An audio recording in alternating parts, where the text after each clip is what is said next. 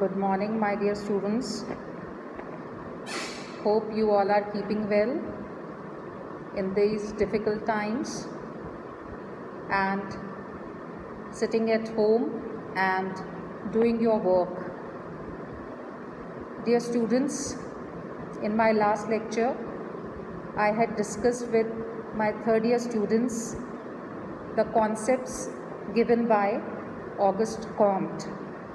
मैं बीच बीच में थोड़ा इसके भी अंग्रेज़ी में बोलती हूँ ताकि आप लोग थर्ड ईयर के स्टूडेंट्स हैं, इसलिए आपको थोड़ा थोड़ा सा अंग्रेज़ी का भी समझ आना चाहिए लेक्चर, क्योंकि कल को आप जब किसी दूसरी जगह किसी नौकरी की तलाश में किसी प्राइवेट कंपनी में भी जा सकते हैं, तो वहाँ पर आपको हो सकता है थोड़ा बहुत अंग्रेज़ी का बोलने का या समझने का कुछ फ़ायदा हो सके.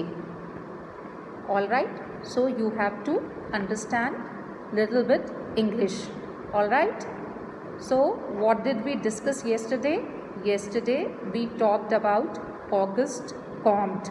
अगस्त कॉम्ट का हमने डिस्कस करा था सिद्धांत प्रत्यक्षवाद का, और प्रत्यक्षवाद 17वीं और 18वीं शताब्दी में विकसित हुआ एक विशेष वैज्ञानिक पद्धति है, ये हमने देखा था, और उसका उद्भव वैज्ञानिक एवं यथार्थवादी चिंतन के आधार पर हुआ, ये भी हमने समझने की कोशिश की थी. साथ ही बच्चों, आपको PDF के नोट्स भी इससे जो संबंधित हैं वो दिए गए हैं, तो आप उन्हें भी खोलकर देख सकते हैं और पढ़ सकते हैं. साथ ही में ये भी बताया गया कि प्रत्यक्षवाद जो है, मतलब जो पॉजिटिविज्म है, उसमें तथ्यों और घटनाओं के अवलोकन और निरीक्षण को महत्व दिया जाता है, मतलब साइंटिफिक अप्रोच के ऊपर ज़्यादा जोर होता है. और कॉम्ट का प्रत्यक्षवाद यह भी मानता है कि सामाजिक घटनाओं की गतिशीलता प्राकृतिक नियमों की भांति निर्देशित और संचालित होती हैं. कॉम्ट का कहना होता है कि आदर्श समाज की स्थापना प्रत्यक्षवादी दर्शन के आधार पर ही संभव है. मतलब कोई भी समाज यदि है तो उसका जो बेस है वो प्रत्यक्षवाद है. उनके अनुसार नैतिकता, धर्म व मस्तिष्क के विकास और सामाजिक व्यवस्था सभी में ही प्रत्यक्षवाद का समावेश होता है. अर्थात प्रत्यक्षवाद के बिना हम किसी भी तरीके से समाज की स्थापना को नहीं समझ सकते. यह एक बहुत ही आवश्यक तथ्य है इसको समझने के लिए. उसके बाद दूसरा जो सिद्धांत कॉम्ट का है वो कॉम्ट का विज्ञानों का वर्गीकरण या संस्तरण. परसों के लेक्चर में भी मैंने आपको ये समझाया था कि किस तरीके से लैडर होती है. देखिए मेरे पीछे बोर्ड में अभी भी बनी हुई है एक सीढ़ी, और सीढ़ी पे हम कैसे ऊपर चढ़ते हैं, उसे हम किस तरीके से नीचे से ऊपर ले जाते हैं. तो कॉम्ट समाजशास्त्र के जनक थे, इसलिए इसे एक नवीन और सुदृढ़ आधार प्रदान करना चाहते थे, ताकि जो समाजशास्त्र है वो एक विशिष्ट विज्ञान के रूप में विकसित हो सके. और इसी उद्देश्य से उन्होंने समस्त विज्ञानों के विकास क्रम का एक निश्चित सिद्धांत प्रतिपादित करा, है ना. विज्ञानों के वर्गीकरण की प्रेरणा कॉम्ट को किससे मिली? मैंने ये पहले भी बताया था कि कॉम्ट जो है वो कुछ एक विचारकों से बहुत अधिक प्रभावित थे, और इनमें एक विचारक जिनसे वो बहुत अधिक प्रभावित थे उनका नाम है सेंट साइमन. तो सेंट साइमन का अगस्त कॉम्ट के ऊपर बहुत अधिक प्रभाव रहा है. तो इनका जो वर्गीकरण है कॉम्ट का, वो पूर्णतः प्रत्यक्षवाद पर ही आधारित है, और कॉम्ट के विचारों में विज्ञानों के संस्तरण में प्रत्येक विज्ञान की स्थिति प्रत्यक्षात्मक चिंतन के स्तर से निर्धारित होनी चाहिए। कॉम्ट का विज्ञानों का वर्गीकरण मेनली 2 बातों पर आधारित है। वो कौन सी 2 बातें हैं जिन पर कॉम्ट का जो विज्ञानों को उन्होंने वर्गीकृत करा है, वो कौन सी 2 बातें हैं जिस पर आधारित है? तो पहली बात तो वो है निर्भरता का वृद्धि क्रम, कि कॉम्ट के अनुसार ज्ञान की प्रत्येक शाखा अपने से पूर्व विकसित विज्ञानों के द्वारा प्रतिपादित नियमों पर आश्रित होती है।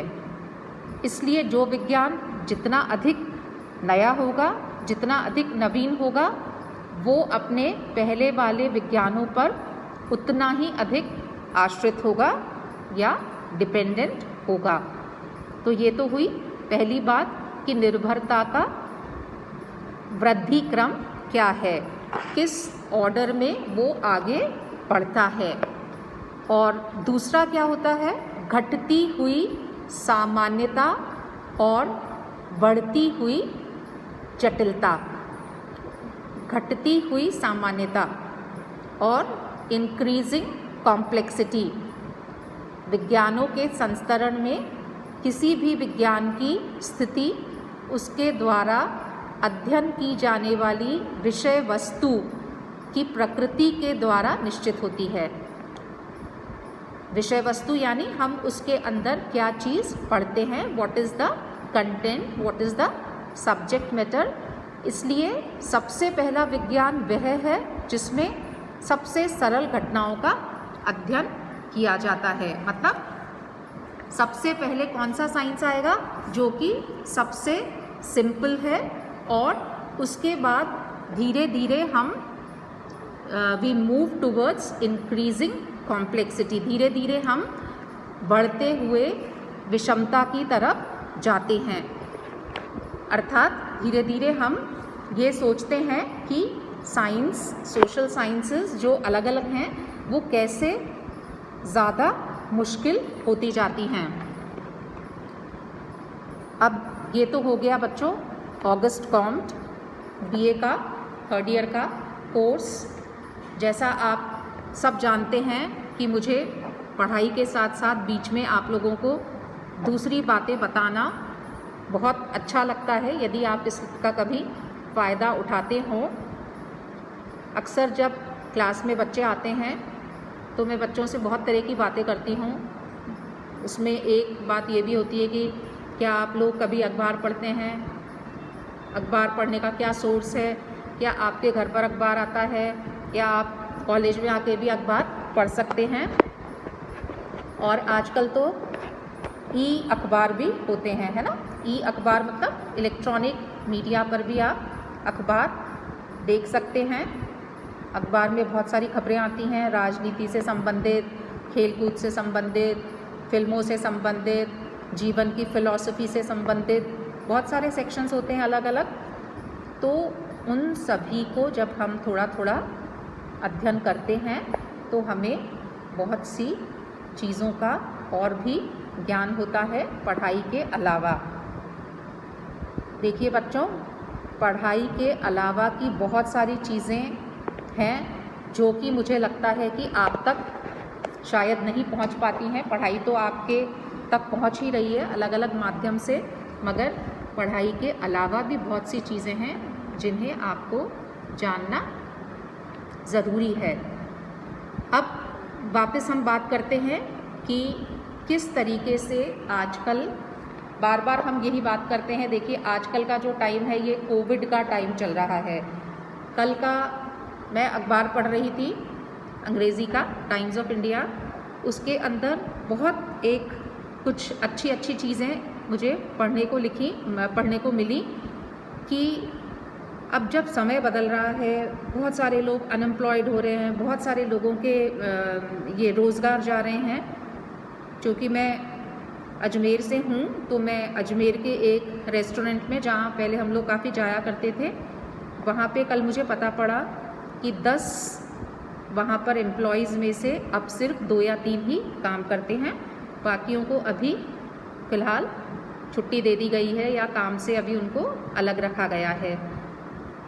तो ये चीज़ जो है ये सिर्फ एक जगह तो हो नहीं रही है, बहुत सारी जगह इस तरह की चीज़ें हमें देखने को मिल रही हैं। तो उससे हमें कुछ एक चीज़ ये सीखनी चाहिए कि हमें थोड़ा अपने स्किल्स को रीडेवलप करना चाहिए। रीडेवलप मतलब हाउ पीपल आर रीस्किलिंग, है ना, reskilling to survive COVID era.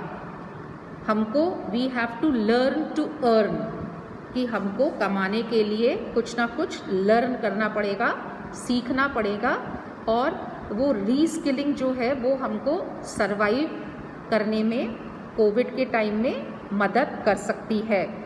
तो people are reskilling themselves not only through courses but through direct actions. आपको हो सकता है पहले आप किसी एक उसके अंदर हो, मान लीजिए आप कोई मैनेजमेंट स्किल्स हैं आपके अंदर बहुत हैं, आप वो काम करते हो, मगर आपकी कोई बहुत अच्छी नौकरी हो, अब आप उस नौकरी से यदि थोड़ा दूर हो जाते हैं या आप नहीं उस नौकरी में हैं, you are no more in that job, तो आपको इस तरह के स्किल्स डेवलप करने पड़ेंगे। You will have to reskill to survive this period. मान लीजिए आपको बहुत अच्छे आपके अंदर कुछ लिखने की खूबियाँ हैं, तो वो आप लिखकर कुछ अर्निंग कर सकते हैं, आप राइटर हो सकते हैं। मान लीजिए आपके अंदर कुछ इस तरह की है कि आप कुछ इंटीरियर डेकोरेटर का आपने कोई साइड बाय साइड कोर्स कर रखा हो, तो आप उसके अंदर जाकर थोड़ा इस टाइम आप अर्न कर सकते हैं।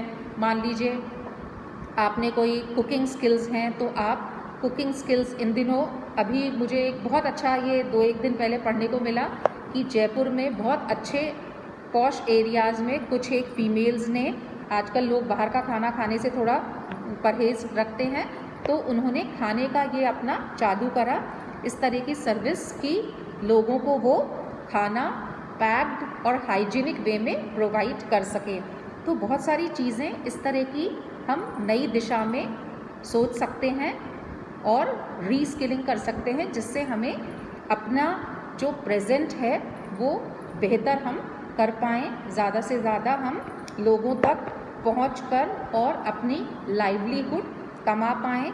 इसके लिए हमें बहुत ही थोड़ा दिमाग लगाकर सोचना होगा और अपनी क्षमताओं को दोबारा आंकना होगा। बहुत बार हमें पता ही नहीं होता है कि हमारे अंदर इतनी सारी खूबियाँ हैं और क्राइसिस के टाइम में वो खूबियाँ निकल कर आती हैं। तो इस तरफ हमें ज़्यादा ध्यान देना है बच्चों। Thank you.